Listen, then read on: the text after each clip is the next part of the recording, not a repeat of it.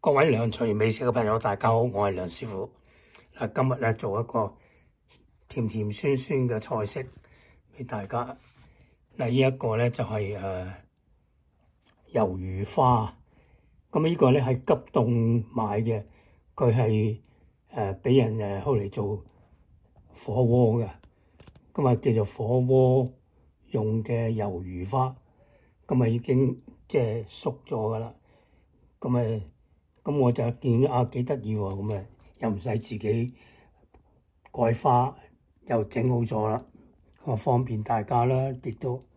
咁我做個酸甜嘅菜式，有呢個粟米粒啦，罐頭嘅粟米粒、紅椒粒啦，甜椒嚟嘅，葱花，同埋呢個咧就係甜酸汁啦。咁呢個甜酸汁咧就係用一個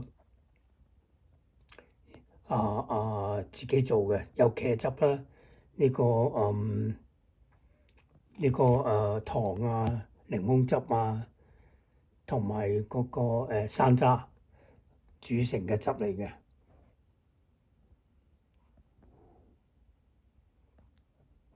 好，咁做俾大家睇啦。調味咧就係有呢個甜酸汁啦，有啲粟粉咧開啲水，就係埋芡嘅啫。所以呢個菜好簡單啊！咁就一陣間我再講一講我嗰個甜酸汁嗰個材料點樣做。嗱，呢個甜酸汁咧就係山楂水1杯，咁咧份量就係有水杯半加0.5安士嘅山楂，咁煮佢大約10分鐘到，跟住咧隔咗嗰啲山楂出嚟。咁然之後嗰啲汁咧就加嗰啲水，加啲茄汁4個湯匙，糖1/4茶，1/4杯，鹽1/8茶匙，同埋檸檬汁半個嘅。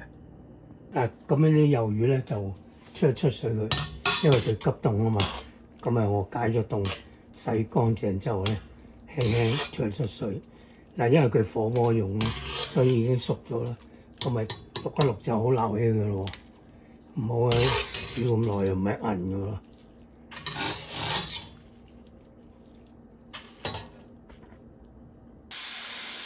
好啦，咁我哋咧就先搖個落啲油，炒一炒嗰啲粟米粒，然之後咧，跟住我哋就加呢個魷魚落去，炒一炒佢。咁因為呢啲粟米粒罐頭熟㗎啦，好，跟住我哋咧就倒埋呢個甜酸汁落去啦。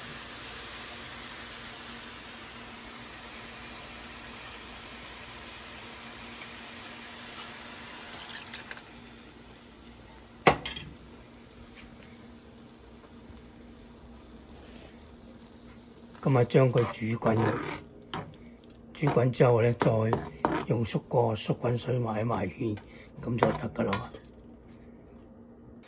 好啦，咁今日煮滾咗啦，跟住倒個粟滾水落去，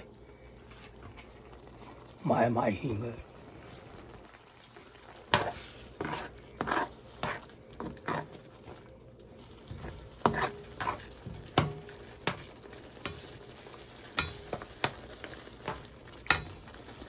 好，最後咧就加埋個葱花落去，咁搞掂啦，係咪快靚正咧？真係快脆啊！呢個咁真係希望大家都中意啊！咁完成咗啦，呢個甜酸汁粟米粒煮魷魚花，哇，好正！好開胃啊！聞到啲酸味，食多2碗飯添啊要。好啦，多謝大家收睇，呢度係梁廚美食嘅梁師傅。OK，拜拜。